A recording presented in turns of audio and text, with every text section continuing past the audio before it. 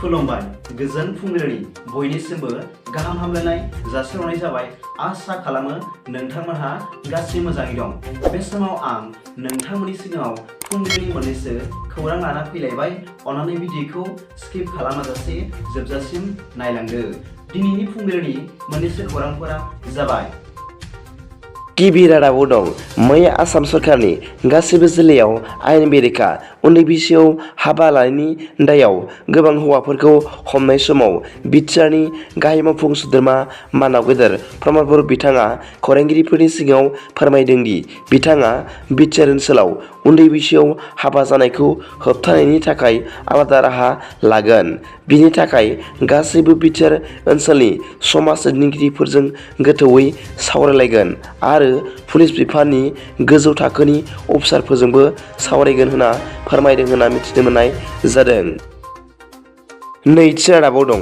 मैया क'क्राझार जिल्लानि एसपि बिथां मानाव गेदेर पुष्पाराज सिंहआ खौरांगिरिफोरनि सिगाङाव फोरमायदों दि उन्दै बैसोआव हाबा लानायनि दायाव मैयासिमाव क'क्राझार जिल्लायाव गासै सा 96 जनखौ हमनो हाबाय होनना फोरमायदों। बिथाङा बुंबावदों दि उननि समफोराव गामि गामि उन्दै बैसोआव हाबा लानायनि सायाव गामिनि गावबुरा आरो भिडिपिफोरनि गेजेरजों सांग्रांथि मेल खुंनाय जागोन होनना फोरमायदों होनना मिथिनो मोननाय जादों। थामथि रादाबाव दं।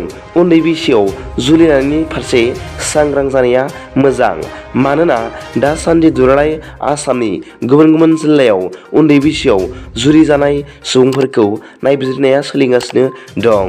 मिथिनो मोननाय बादिब्ला आसाम सरकारा रायजोनि गेजेराव उन्दै बैसोआव जुलि जानाय लानायखौ फोजोबस्रांनो थांखि लाबाय। मिथिनाय बादिब्ला उन्दै बैसोआव जुलि लानायनि सायाव आसाम पुलिसआ रायजोनि गेजेराव दासिम बारायना गासै 4074 केस रेजिस्टार खालामजाबाय होनना मिथिनो मोनदों। बिटिआरनि क'क्राझाराव 94, उदालगुरियाव 58, बाक्सायाव 120, तामुलपुराव 62, चिराङाव सा 40 जन उन्दै बैसोआव जुलि जानायखौ मैयानि गेजेराव हमनो हाबाय होनना मिथिनो मोननाय जादों। ब्रैथि रादाबाव दं। बिटिआर सरकारनि मोनसे गोदान बिथांखि आबादारिफोरखौ जौगाहोनाय थांखिजों आबादारिफोरनि फोरोंथाय मावबादा खुंदों होनना मिथिनो मोननाय जादों। मिथिनो मोननाय बादिब्ला बिटिआर ओनसोलनि आबादारिफोरखौ जौगाहोनाय आरो आबादनि बेसेनखौ गोरलैयै हाथायाव फाननो हानाय एबा न'आवनो गोरलैयै फाननो हानाय माखासे सुबिदाखौ मैया 14 नं चिरांदुवारनि सिङाव थानाय आबादारिफोरजों फोरमायनाय आरो फोरोंनाय मोनसे वार्कशप जानानै थाङो होनना मिथिनो मोननाय जादों। बे हाबाफारियाव 14 नं चिरांदुवार ब्लक इउपिपिएलनि मावख'आव खुंनाय जादों होनना मिथिनो मोननाय जादों। बाथि रादाबाव दं। मैया इएम मानाव गेदेर दावबायसा बर' बिथाङा खौरांगिरिफोरनि सिगाङाव उन्दै बैसोनि हिनजावसाफोरखौ आयेन बेरेखा हाबा लानाय सुबुंफोरखौ पुलिस हान्जाया हमनायनि सायाव फोरमायना बुंदों दि उन्दै बैसोआव हाबा लानाय एबा हाबा होनाया सिगांनिफ्रायनो आयेन बेरेखा हिसाबै दंखायो। बे उन्दै बैसोआव हाबा जानायखौ होबथानो थाखाय सिगांनिफ्रायनो गुबुन गुबुन समाजारि आफादफोर आरो एनजिअ'फोरा होबथानो थाखाय सिगांनिफ्रायनो नाजागासिनो दंखायोमोन, नाथाय गोबां सुबुंफ्रानो मानियाखैमोन आरो गनायाखैमोन।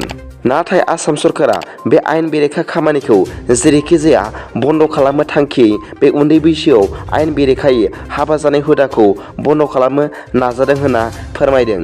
लोगोसे बिथाङा फोरमायबावदों दि जायफ्रा 15 बोसोर बैसोनि उन्दैसिन हिनजावसाखौ हाबा खालामदों बिसोरखौ जेलाव दैथायहरगोन आरो 18 बोसोरनि उन्दैसिन नाथाय 15 बोसोर बैसोनि देरसिन हिनजावखौ हाबा खालामनाय हौवाफोरखौ आयेननि गेजेरजों बिजिरनाय जागोन होनना फोरमायदों।